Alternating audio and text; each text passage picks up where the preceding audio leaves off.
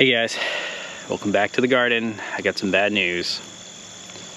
Today is August 31st, and that means tomorrow is the unthinkable, you know what, September 1st. And if you're like me, you're really disappointed because you have a lot to do this summer and it's already September.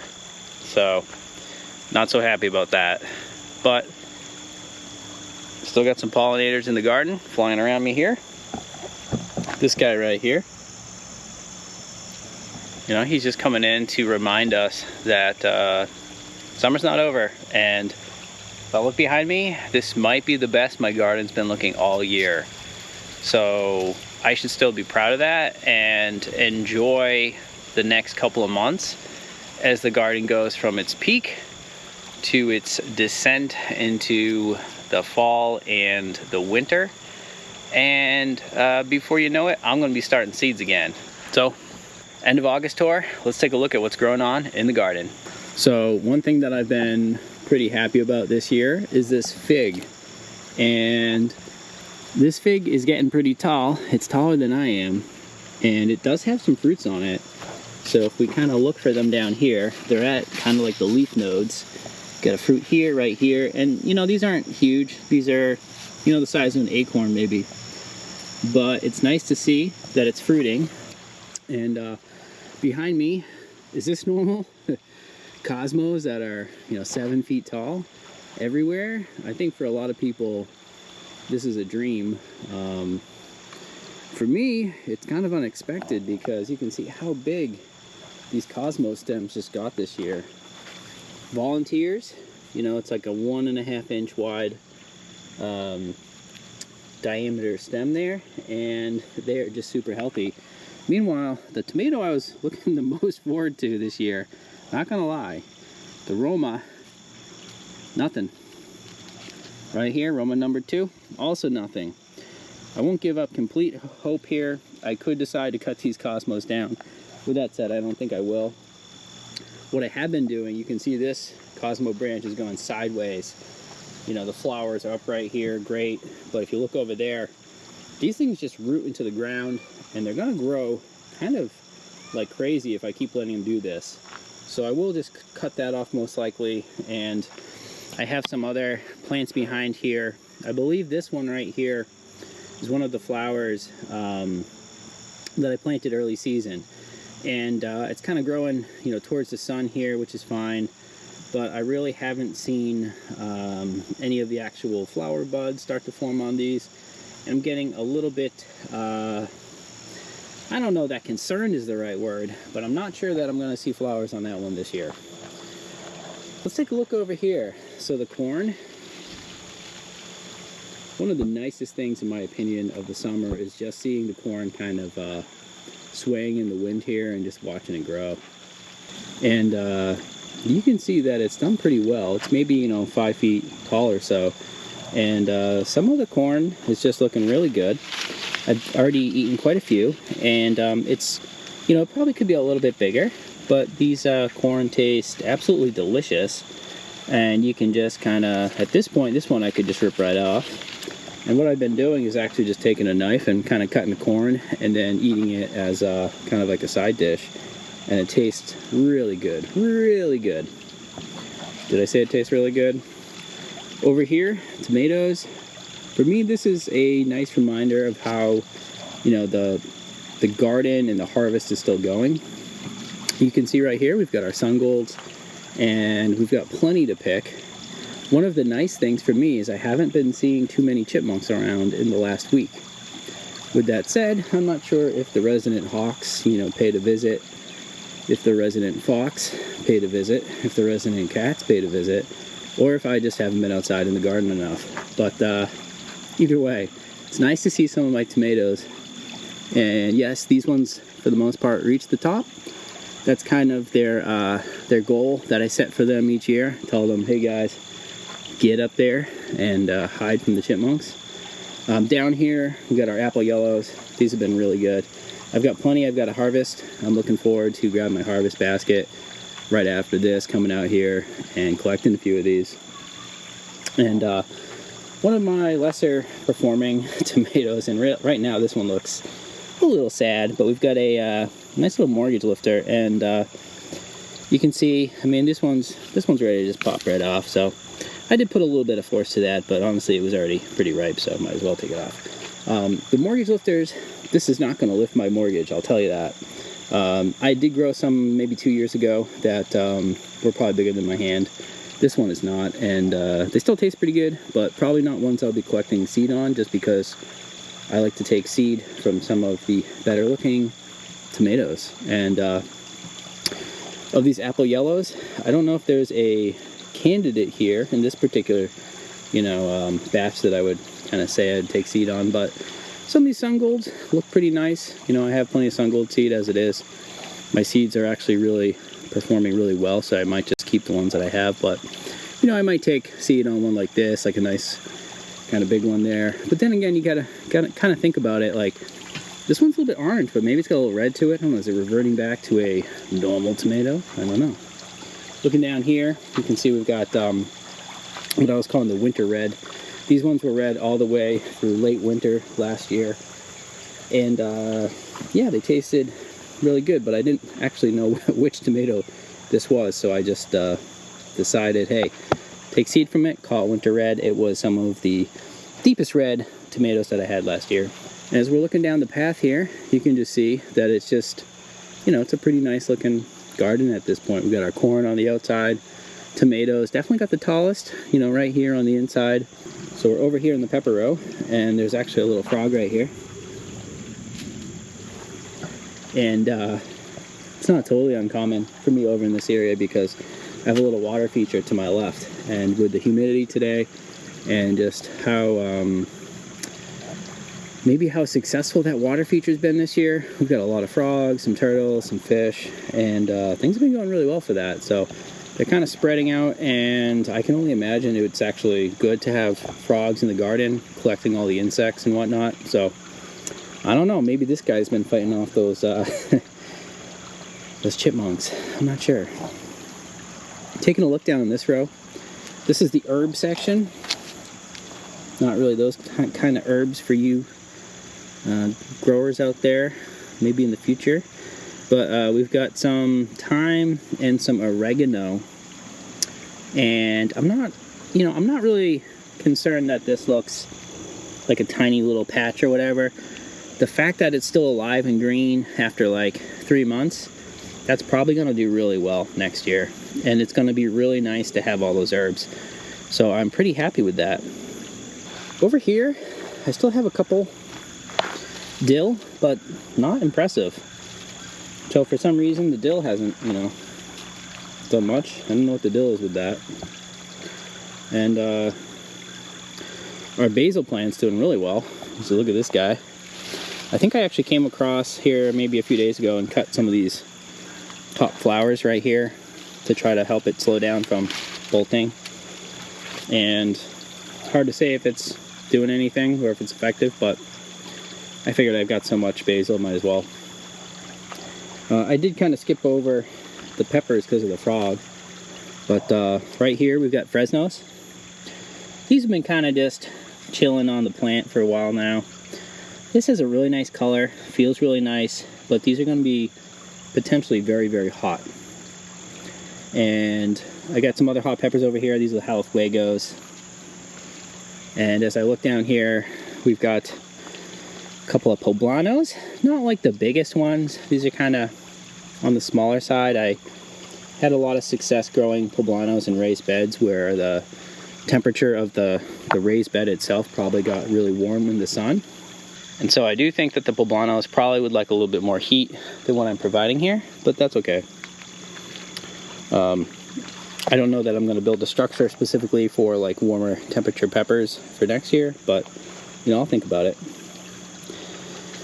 Then over here we've got a couple of lunchbox peppers on this one, a couple right here, and I have to say that every year, you know, it feels like I only get maybe 3 to 4 peppers per plant, with the exception of like a couple plants. And again, this plant is one of my favorites. This is the plant that I don't truly know what the pepper is, but I call it the OG Bell. And it's because when you take a look at this, it has the original bell shape to it. And to me, these ones are some of the tastiest peppers that I have.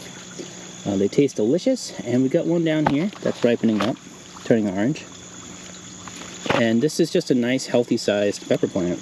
Over here, we've got a nice looking pumpkin plant that you can see. We've got a little pumpkin right there, and we got we actually have one up on the vine here, which is really cool to see. There's a little rope tied pretty close to this guy, and I didn't know this was here just until now, so it's actually really cool to see that, because I'm pretty happy with this plant this year. It's called the Cinnamon Girl, and it's been just producing a lot of pumpkins for me. Over here you can see Pumpkin Alley. Got pumpkin, pumpkin, pumpkin, pumpkin, so quite a few pumpkins in there. Nice to see all that. One of those looks a little bit like a watermelon, but I don't think I have any watermelons over there. Could be wrong. This one right here. This is the Big Moose pumpkin, and as you can see, not a single pumpkin. So what's really interesting to me about this plant right now, you can see down here that the stem got kind of like hollowed out, rotted. Does not look great. However, it kind of held on, and you can see it's got a little bit of like side roots and whatnot. And it's like hanging in there, and it's got a lot of like potential flowering sites here. But for whatever reason, it's chosen not to flower, and that I've really seen, and not to grow any fruits. And might have to do with it being tied up. I noticed the two plants that were here didn't like being tied in this spot. That one just died outright, and this one, you know, it's still got some green, still got a little bit of promise to it. I wouldn't bet that I'm gonna get a big moose pumpkin out of it. Well, might get a moose pumpkin, but it's not gonna be a big one. Anyways, over here we got all of our zinnias, and this isn't actually a lot for zinnias. If you grow zinnias, you'll know that they like to create a lot of blooms. They're a little bit easier to grow than some of the other flowers because they grow fairly quickly and you get good color. But just take a look at how bright orange this one is. You get some nice red and almost reddish pink ones here. Same plant, but kind of two different looks to that flower. That looks cool. Over here, I think this one is another sort of variant on the red one. And then we have our yellow. Then a Cosmo here. This one down here is stalk. I haven't seen a single flower on the stalk yet. And I forget, maybe that one was stalk and that one is straw flower. I kind of planted both. We actually have a native red cedar growing in here. I believe this is a red cedar. It could be kind of like a juniper variant, but either way, sharp, and it just kind of stabbed me, so I'm going to leave it alone. But it's a nice little native plant that I might leave there, I don't know. Down here, got a little bit of my big yellow pumpkins. Sorry. Down here we got a little of the big yellow peppers. And these actually look a bit orange to me, so I don't know, they're all yellow exactly. Maybe they're really just orange and I called them yellow. But over here, got the water trough. It might look a little bit cleaner if you've seen it in some of the other recent videos. It's not. It's still pretty dirty. I just accidentally left the hose on while I was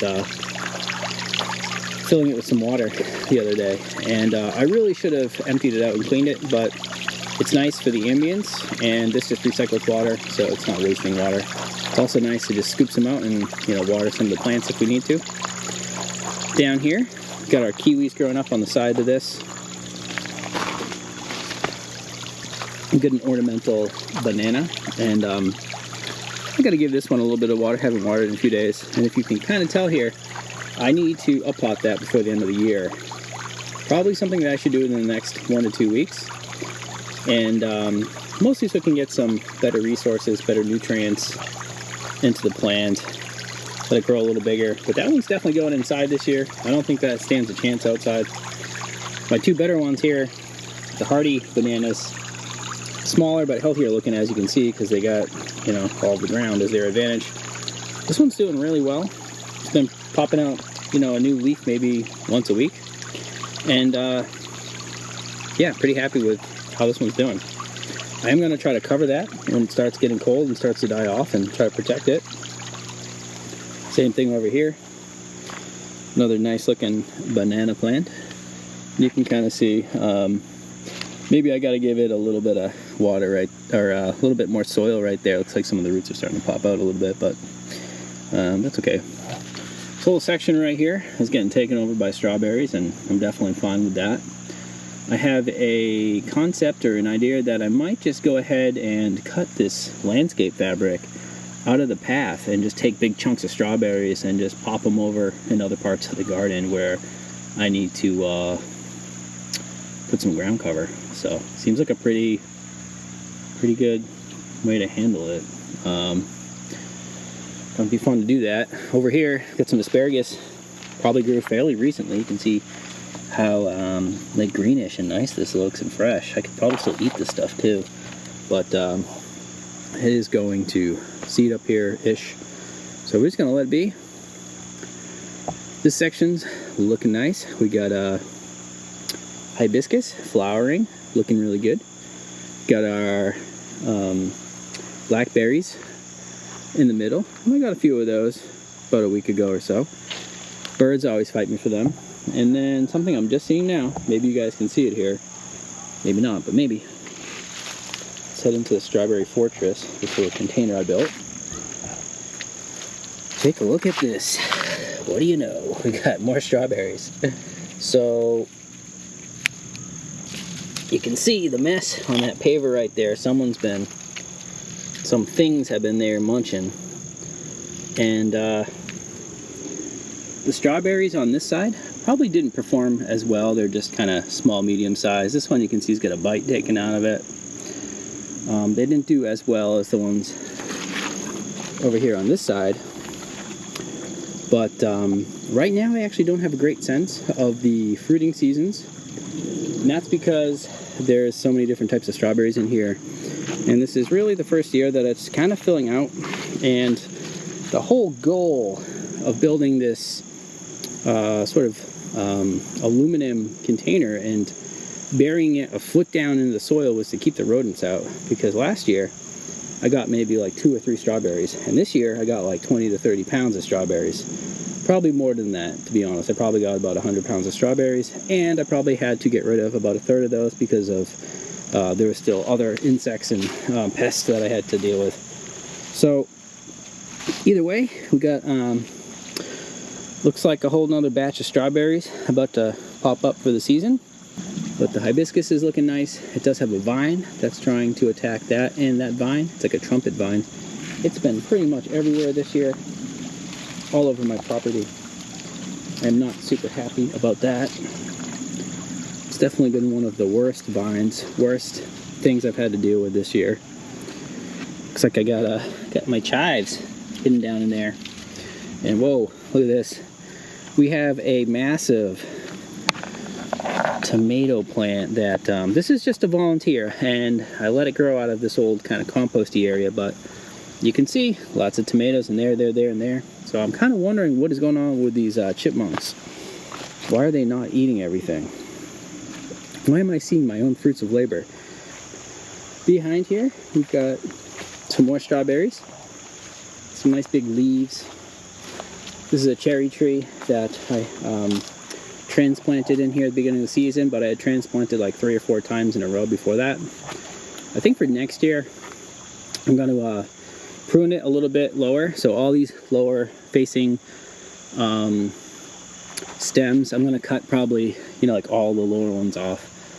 And it's getting pretty tall, so I'm going to try to have it focused on a little bit more height. Over here, got a nice little acorn squash right in there. And these ones look real nice. And I haven't eaten a ton of acorn squash in the past. It was just something I wanted to try for this year. I try to mix in some new stuff every year. Over here, the mint, it's kind of like falling side by side. It's parted ways with itself, so to speak.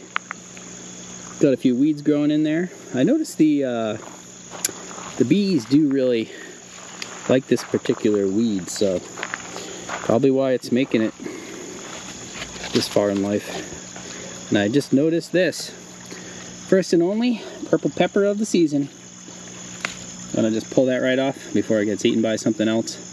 It's a little bit shaped like a tall, thin poblano, but this is a seed I got from Gary Pillarchick's shop, and it was the plant that's done the worst, but the one I was the most interested in. So I don't know what to say about that. Most of his seeds have been pretty good, but the purple peppers, a little bit tough to grow for me for some reason. They just haven't really performed. With that said, my carrots have. You can see this massive row of carrots, and some of the carrots in this row, for whatever reason, decided to go to flower. Quite a few, actually. A lot more than what happened last year. I don't really understand that, but down here you can see all the different sources of carrots down at the base. A lot of really tasty ones that I had last year. You can see like the one I'm digging out right here, just kind of for the heck of it. Nice little yellow one. I don't know that I can really pull these out without grabbing a shovel, because sometimes the tops snap off, so I will save you guys having to deal with that in this video. But if you do want to see me do that, look back at some of the prior videos, because I've already done that. And if you guys are interested in seeing like a massive carrot harvest, let me know. If that doesn't entertain, if that doesn't interest you, don't worry about it. It's not going to interest too many people, I don't think. What's going on over here? So, black-eyed Susans. These ones are everywhere. I like to leave them in maybe 1 or 2 spots, and otherwise I rip all of them out of the ground. Butternut squash, kind of crossing the path. I should put up one of those signs that says butternut squash crossing. This one, I think, probably is one of the better squash plants that I grew. Like, not this one in particular, but I grew 4 different types of squash. Butternut seemed to do the best for me. Over here, I'm kind of near the water feature. I'm not going to lie. Been a lot of snakes over here lately. Not that I think they are anything to worry about. I don't really want to step on one or disturb them. So let's try to avoid that. Got a big frog right there. And the water level is looking a little bit lower than it normally is. It hasn't rained in a few days, so we can see a little bit of like this, the liner, and the water would fill right back up if we get a rain because of the aqueduct that I built this year. I'm trying to follow this plant right here, this squash. It seems, I don't want to step on the frog, but there we go, he moved. I'm gonna walk. I made this little waterway right here. Looks like we got another frog. He's over here. Some other frog is there. This is my aqueduct I built. You can see it comes from the gutter attachment. Goes all the way across this path. Got a cool little metal fixture. It kind of falls out of there down into here and actually refills the pond. It's a good way to get water off of the house in terms of drainage, and it looks nice, and it fills your pond if you have one. I know most people don't have one. I wouldn't have one if the person who lived here before me didn't already build this. There's more to maintain, but you know, it looks okay. Got a lot of cleaning up to do. There's only so many different garden areas that I can manage in one season, so that one's not on the list for this year. I actually took seeds from my hibiscus 2 years ago, the same one we just showed a minute ago, and that's one of the new ones that grew. When I was doing the water feature, this was like the main thing I had to move. I was like, oh look, one of my hibiscus is actually growing over here. I thought it died. So I moved it here. We'll see if it grows there. It'd be kind of nice if it does. Anyways, back over here to the garden. Sunflowers had a good season. Now it's taking a break. And same thing with last year's carrots. You can see all of last year's carrots are flowered and fallen over, and I did come around here with a cardboard box and this pair of scissors and started cutting a bunch of those seeds, because it seems nice to be able to collect, you know, 10 million carrot seeds for free. And so next year, I'll probably take those seeds and reseed one of these rows with carrots. But point out right here, whole patch of tomatoes. I didn't, plant any of these intentionally. They just all grew. And sometimes when space fills up, I had some potatoes in here that I harvested already. There's an empty area and I didn't cover it yet with any kind of fabric or whatever.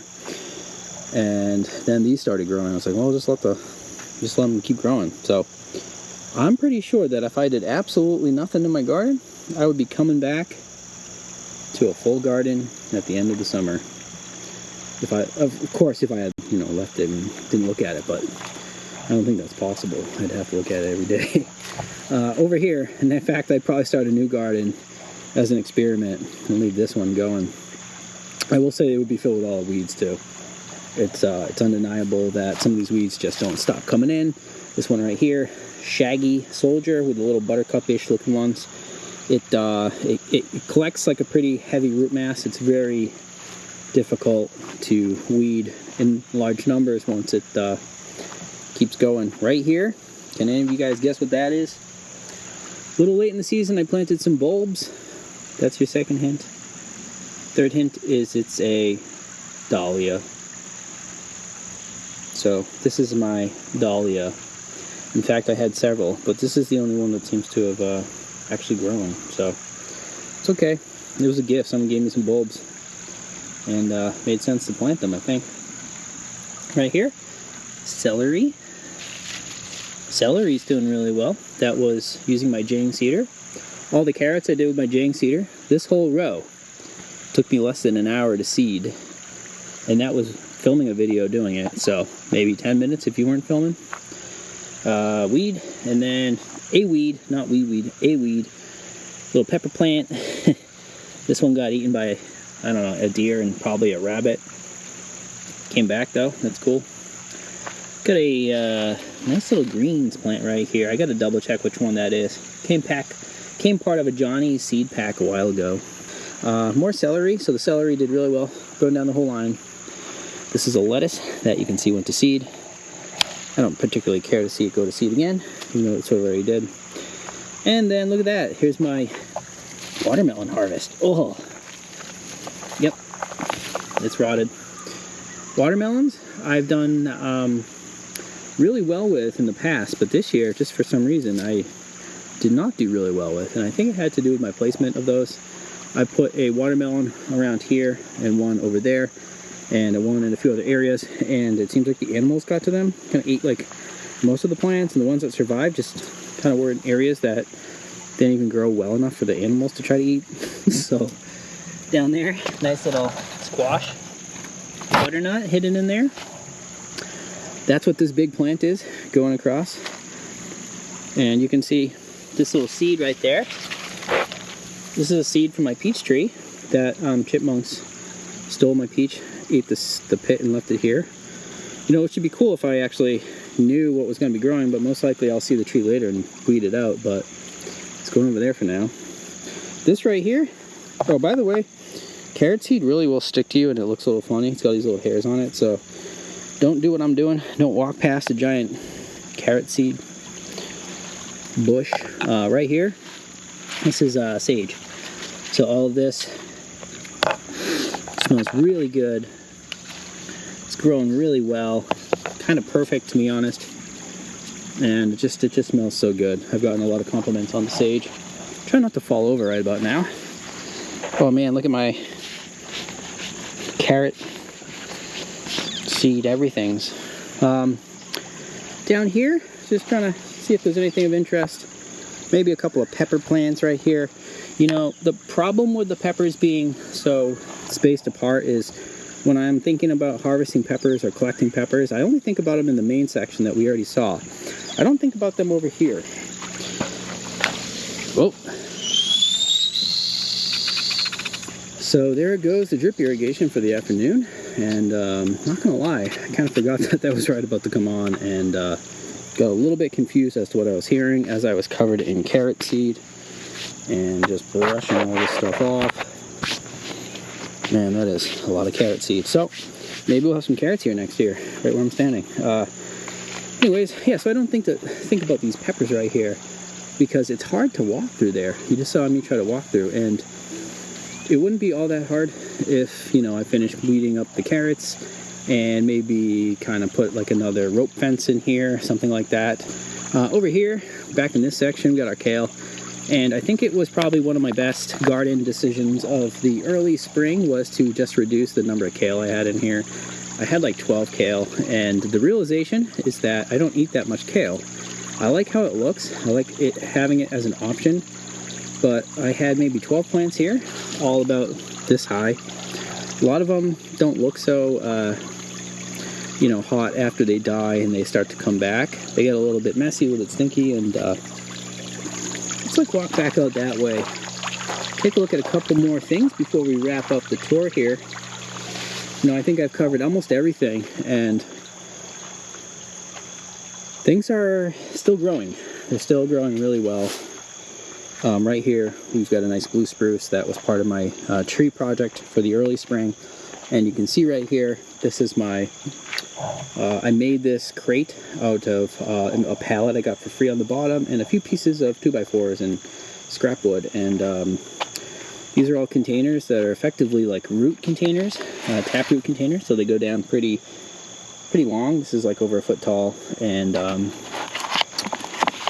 pretty narrow. So for plants, mostly these trees that like to grow deep and less wide.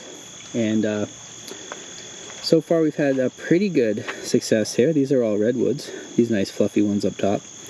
We got a few pines. I think this might be an Austrian pine, but we had Austrian pine, I think a Scotch pine. You can see there's a few that have died, and I bought these in bulk. So the understanding was that, you know, from my own personal take was that not all of everything I plant is going to live.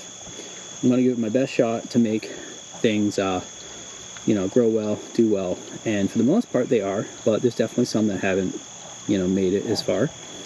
And I come over here and I see right here we've got these are just looking really nice to me. And these are the, this one right here is actually a black spruce. And then right here we've got a cypress and bald cypress. And last year I bought a bunch of bald cypress and none of them did well because I planted them all in the woods. And, you know, I think the name nursery for tree nursery kind of, you know, has something to it. You do kind of have to really nurture some of the smaller trees until they're ready to kind of go into a larger area. And as I'm walking around looking here, one thing I'm getting to see first here, because I haven't looked at these in a little bit, is this is an Osage orange, I believe. All of the leaves here are starting to yellow, and so I'm going to have to look up on that one in particular if that's just the fact that I haven't given it enough resources in the pot, or maybe just the combination of the changing, you know, temperatures and sunlight is just going to shed its leaves early. I'm not sure. I only have a few of those. Over here, kind of the batch that at first, you know, wasn't good at all, and now a little bit of growth. Got a few different things here. That box is mostly filled with like persimmons, and we got some sugar maples, and, you know, some dead stuff, dead pines and whatever. But this is a fun project for me. I ordered 600 trees. I have about I really don't know, maybe 200 over here. And of these 200, at least half are alive, but probably close to like 70%. So probably like 140, 150 trees still in this area. You know, all not huge, pretty small. But the nice thing is they're pretty manageable in terms of being able to take them out of these containers and go plant them. So over here we got a bunch of elm, so a bunch of native elm. Sycamore, the tall ones right here. Sycamore seem real easy enough to grow.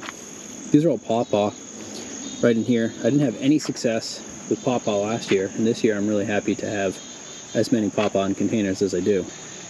Anyways, guys, thank you so much for watching the video. If you watched the whole thing, I do really appreciate it. And if you could go ahead and tap the like button if you like the video. If you haven't already, please subscribe. It really helps the channel grow, and I'd appreciate it.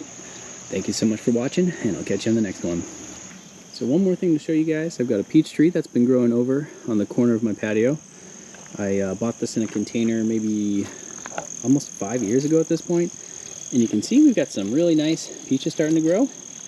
This one I think has like a little hole in it. I think we're going to have some insects we're going to have to deal with. But there are quite a few peaches on it.